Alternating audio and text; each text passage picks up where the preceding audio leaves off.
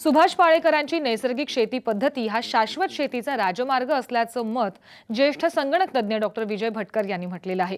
हवामान बदलाच्या काळामध्ये नैसर्गिक शेती पद्धतीत शेतकऱ्यांना तारणार असल्याचं त्यांनी म्हटलेलं आहे। शाश्वत नैसर्गिक शेतीचा मार्ग म्हणजेच झिरो बजेट नैसर्गिक शेती आणि हे झिरो बजेट शेतीचं तंत्रज्ञान शेतकऱ्यांना समजून सांगण्याचं काम सुभाष पाळेकर गेल्या 30 वर्षांपेक्षा जास्त काळापासून करतायत। आता आपल्यासोबत पाळेकर सर आहेत। आपण पाळेकर सरांच्याकडनं विचारून घेऊया की येणाऱ्या काळामध्ये शाश्वत शेतीचा मार्ग झिरो बजेट शेतीच्या माध्यमातून कसा जातो ते। येणारा काळ हा शाश्वत विकासाचा आहे आणि शाश्वत शेतीचा आहे, कारण त्याशिवाय निसर्गाचा जो विध्वंस आपण चालू केलेला आहे मानवाने आपल्या अतिरिक्त उपभोगासाठी तो थांबणार नाही आणि पुढच्या पिढ्यांना जीवन जगणं असह्य होऊन जाईल। आणि म्हणून त्या दृष्टीनं सगळ्या जगामध्ये बरेच लोक आपापल्या पातळीवर काम करत आहेत, पण शेतीमध्ये असं काम फार कमी झालं होतं आणि जे झालं होतं ते वैकल्पिक नवे नवे पर्याय देऊन पण ते सुद्धा निसर्गाचा विध्वंस करणारेच होते। आणि म्हणून आजच्या स्थितीला जी ग्राह्यता आपल्याला दिसते विशेषतः तरुण वर्गामध्ये, तो तरुण वर्गाला 3 गोष्टी पाहिजे आहेत। पहिली गोष्ट तो मागतो आहे की निसर्गाचा जो विध्वंस चालू आहे तो थांबला पाहिजे। दुसरा त्याचा आहे भ्रष्टाचार बंद झाला पाहिजे आणि घराणेशाही बंद झाली पाहिजे। हे 3 संदेश आहे आणि त्याचं प्रतिबिंब आपल्याला मागच्या सगळ्या घटनांमध्ये दिसलं। आणि म्हणून पुढचा येणारा काळ हा नवीन तरुणांचा आहे। त्या तरुणांच्या ज्या आशाकांक्षा आहे त्या जर आपल्या पूर्ण नाही केल्या तर मला नाही वाटत हा नवीन युग आपल्याला माफ करेल। या नवीन तरुणाईला शाश्वत शेतीचा मार्ग म्हणजे शेती हा प्रगतीचा मार्ग आहे आणि त्यातही शाश्वत शेतीचा मार्ग दाखवण्यासाठी नैसर्गिक शेती कशी उपयुक्त ठरते। वास्तविक शाश्वत शेतीची व्याख्याच अशी आहे की ज्या शेती प्रकारामध्ये सगळे नैसर्गिक संसाधनं शाश्वत राहतील, जीव जमीन पाणी पर्यावरणाचा काहीही क्षती न होता उत्पादन वाढेल आणि उत्पादन खर्च शून्य ठेवून शेतकऱ्यांना आपण बराचसा लाभ आणि उपभोक्त्यांनासुद्धा भरपूर लाभ देऊ शकतो। आजपर्यंत ज्या प्रचलित पद्धती आल्या ती रासायनिक असो सेंद्रिय असो ह्या जास्त उत्पादन खर्चाच्या जीव जमीन पाणी पर्यावरणाचा विध्वंस करणाऱ्या सिद्ध झालेल्या आहे। आणि म्हणून झिरो बजेट नैसर्गिक अशीच एक शेती आहे की ज्यामध्ये उत्पादन खर्च शून्य आहे आणि इथे पर्यावरणाचा विध्वंस करणारं जे ग्रीन हाऊस गॅसेस उत्सर्जन आहे ते 1 ग्रॅमही यात होत नाही। सेंद्रियमध्ये नैसर्गिक रासायनिकमध्ये जास्त होतं आणि जो मानव निरनिराळ्या आजारांनी मरतो आहे, कॅन्सर डायबिटीस हार्ट अटॅक प्रचंड प्रमाण वाढलेलं आहे, त्याला कारण विषारी अन्न आणि प्रदूषित पाणी आणि हवा। झिरो बजेट नैसर्गिक शेती त्यांना विषमुक्त अन्न देते आहे, प्रदूषणमुक्त पाणी आणि हवा देते आहे। त्याच्यामुळं मानवाला आपण वाचवतो आहे, पाण्याला वाचवतो आहे आणि पर्यावरणाला वाचवतो आहे, नवीन पिढीला वाचवतो आहे। ज्या आज प्रचलित युरोपवादी विकासाच्या व्याख्येनुसार जे चाललं आहे ते जे सगळे नैसर्गिक संसाधनं आपण पुढच्या पिढ्यांना राखून ठेवले पाहिजे ते नष्ट करत आहोत। पुढच्या पिढ्यांना काही शिल्लक राहणार नाही आणि म्हणून आज विकासाच्या व्याख्येबद्दलही आपण पुनर्विचार केला पाहिजे। आणि म्हणून शाश्वत विकास, सस्टेनेबल डेव्हलपमेंट आणि शाश्वत शेती यांची सांगड जर घातली तर मला वाटते भारत महासत्ता नक्कीच बनेल। शेतीच्या शाश्वत विकासामध्ये नैसर्गिक तंत्र हे अतिशय उपयुक्त ठरणार आहे असं सुभाष पाळेकर यांचं म्हणणं आहे। या कृषी ऋषींना, तंत्रज्ञान ऋषींनी ज्येष्ठ संगणक तज्ज्ञ आणि पद्मश्री डॉक्टर भटकर सरांनी पाठिंबा दिलेला आहे। भटकर सर, तुमचं काय या सगळ्या तंत्रज्ञानाला पाठिंबा देण्यामागचं तुम्हाला अशा कोणत्या गोष्टी जाणवल्या की त्यामुळे ह्या एकदम सुपर आहेत असं वाटतं तुम्हाला? जेव्हा आपण विकासाचा उल्लेख करतो, विकास आणि सर्व जग समजा आपला भारत देश, जी प्रगती पाहिजे ही शाश्वत प्रगती पाहिजे आणि जो विकास पाहिजे तो शाश्वत विकास पाहिजे। मी अमेरिकेमध्ये असताना एक मोठी परिषद भरली होती आणि तिथे एक महत्त्वाचे विचार काय होते की आपण विज्ञान आणि तंत्रज्ञानाच्या क्षेत्रात एवढी मोठी प्रगती केली आहे, एवढी मोठी झेप घेतली आहे, तरी पण मी सांगितलं की इथे बसलेले आहेत रॉयल सोसायटी ऑफ लंडनचे प्रेसिडेंट, अध्यक्ष। रॉयल सोसायटी ऑफ लंडन म्हणजे सर्व जगाचे जे अग्रेसर वैज्ञानिक आहेत ज्यांना खूप मानलं जातं त्याचे जे अध्यक्ष आहेत आणि हे अध्यक्ष म्हणत आहेत की पर्यावरणाच्या क्षेत्रात अशी ऱ्हास झालेली आहे, असा ऱ्हास झालेला आहे आणि असं काही भयानक घडत आहे की येणारं मी सांगते म्हणजे जेव्हा 20वे शतक साधारणतः जे आपण संक्रमण करत होतो 21व्या शतकामध्ये, की 21व्या शतकामध्ये मानव राहील की नाही हा मोठा विषय. सर्वात महत्त्वाचा विचार नाही आहे की आता विज्ञान क्षेत्रामध्ये काय करायचं आहे, तंत्रज्ञान क्षेत्रामध्ये काय करायचं आहे, IT च्या क्षेत्रामध्ये काय करायचं आहे, हे तर होणारच. हे पण मानवच राहील की नाही हा जेव्हा विचार व्हायला लागला आणि ह्या विचाराच्या संदर्भात म्हणजे ग्लोबल वॉर्मिंग असेल किंवा पर्यावरणाच्या क्षेत्रामध्ये बदल घडले आहेत की याच्यामध्ये की क्लायमेटिक चेंज हा मोठा प्रश्न आहे, तर मानवच राहील की नाही अशी परिस्थिती का झाली. आणि मग आता काय करायला पाहिजे, विज्ञानाने काय करायला पाहिजे की पण आता जे काही शोध लावायचे आहेत किंवा जे काही करायचं आहे किंवा जे काही तंत्रज्ञान आपल्याला विकसित करायचं आहे ते शाश्वत सस्टेनेबल असलं पाहिजे. हा मोठा विचार महत्त्वाचा. आणि यामध्ये सर्वात महत्त्वाचा विचार आहे का आजही जगामध्ये 700 कोटी लोकसंख्या असली तर जास्तीत जास्त लोकसंख्या आज जे आहेत उपजीविका चालवतात शेतीवर.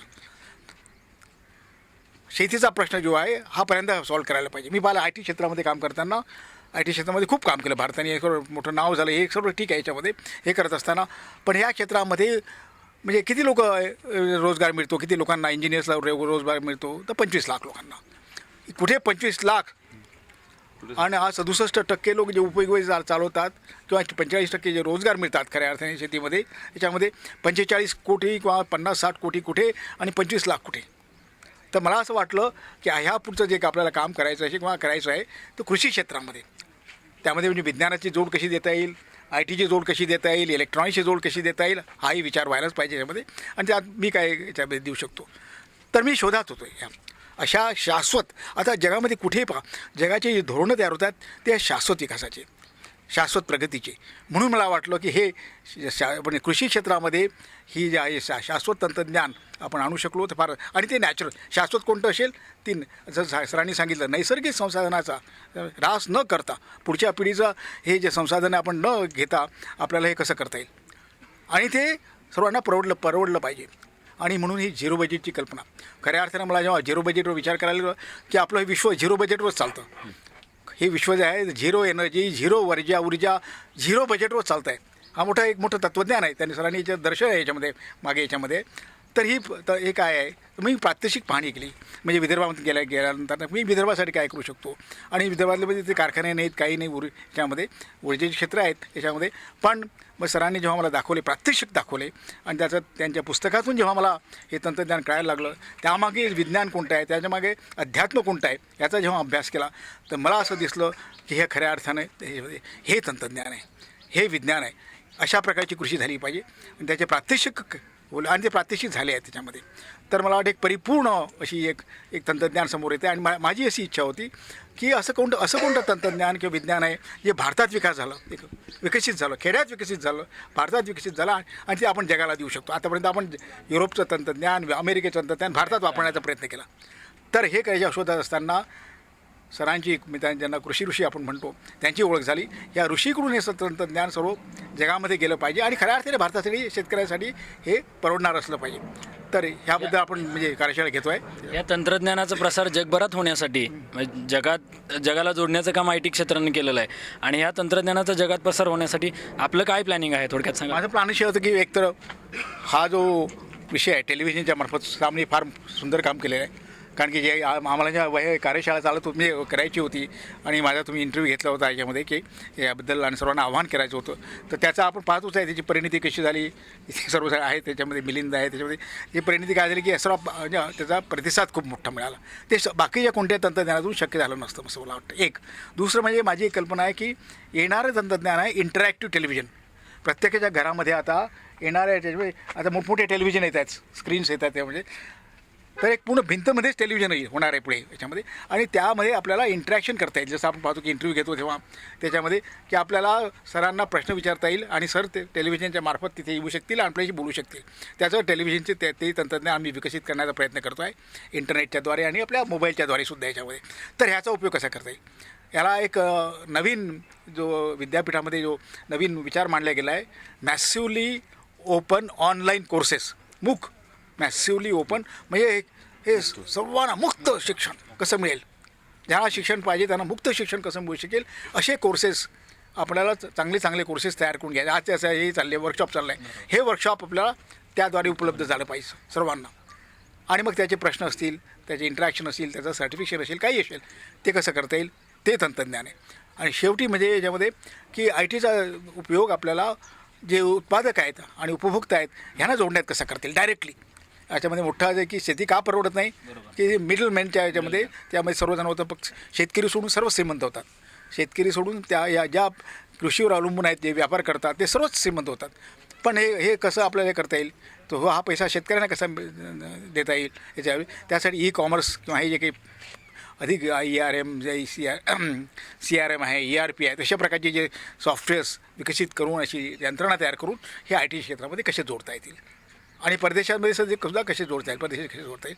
म्हणून मला याच्यामध्ये मी वळल्या गेलो त्याच्यामध्ये. विदेशातलं तंत्रज्ञान आपण पाहतोय आता त्याच्यामध्ये शाश्वती राहिलेली नाही असं बऱ्याचदा आपल्याला दिसून आहे.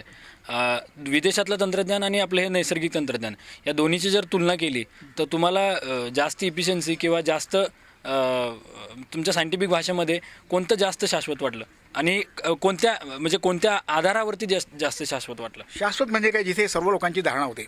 जे लोक याच्यामध्ये आपल्याला धर्माची व्याख्याच ती केली, धर्म म्हणजे हिंदू मुस्लिम असं नसून ज्या याच्यामध्ये प्रणालीमध्ये सर्व लोकांची धारणा होती.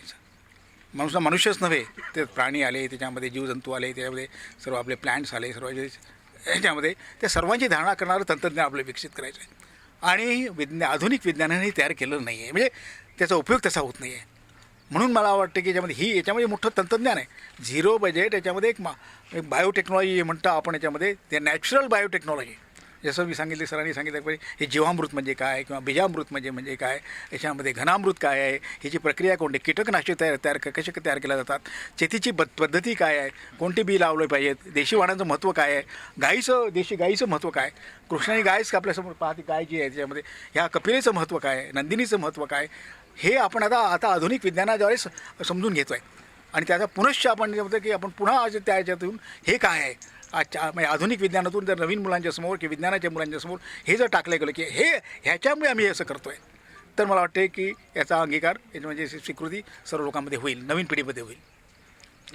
सर, तुम्हाला काय वाटतं येणाऱ्या काळामध्ये विकासाचा आपण सदैव विकास हा शब्द ऐकतोय सगळीकडं, तो शाश्वत होण्यासाठी आता तुम्ही तर झिरो बजेट नैसर्गिक शेतीचं तंत्र सांगताय, पण याच्यामध्ये सरकार किंवा सगळ्या यंत्रणा आहेत आणि समाज आहे यांचा काय रोल असला पाहिजे? नाही, सरकारचे धोरणं हे समाजाच्या आशाकांक्षाचं प्रतिबिंब असलं पाहिजे. वास्तविक सरकारने काय करावं याच्यापेक्षा भारतातल्या जनतेने अनावश्यक चीजांचा त्याग केला, अनावश्यक वस्तूंचा त्याग केला, अनावश्यक गरजांचा त्याग केला, तो खूप मोठं काम होणार आहे, खूप मोठं काम आहे. प्रत्येक मानवाला स्वतःची भूमिका या आंदोलनामध्ये आहे. त्यांनी अनावश्यक गोष्टीचा त्याग केला आणि मला असं वाटतं की अध्यात्म कुठतरी कमी पडत आहे. कारण हा संघर्ष मी बघितला नव्हता. एकत्र कुटुंब पद्धती होती, ती आता विभक्त झाली. आता इतकी विभक्त झाली की पती-पत्नीसुद्धा विभक्त होत आहेत, मुलं कोणीकडे सगळे, हे अगदी वाईट मार्गाला लागलेलं आहे. यासाठी अध्यात्माची कुठतरी कमतरता आहे आणि तो अध्यात्म विकृत रूपात भारतातून बाहेर जात आहे. अध्यात्माचं शुद्धीकरण, योगाचं शुद्धीकरण आणि मानवी आवश्यकतांचं शुद्धीकरण जर केलं आणि ह्या तरुण पिढीने जर इकडे आकर्षित केलं तर मला वाटतं खूप काही होऊ शकतं. निश्चितच सर, येणाऱ्या काळामध्ये मानवी मूल्यांची जपणूक करायची असेल आणि देशामध्ये माणसांमध्ये माणूसपणा आणायचा असेल तर आध्यात्मिक पद्धतीनंच विचार करून शेतीचा विकास केला पाहिजे आणि हाच विकास आपल्याला शाश्वत विकासाकडे घेऊन जाणार आहे, माणसांना माणसामध्ये आणणार आहे आणि शेतकऱ्यांना देशाच्या अर्थव्यवस्थेच्या आणि देशाच्या बलस्थानी घेऊन जाणार आहे. राजेंद्र हंकारे सह संदीप भुजबळ, साम TV, पुणे.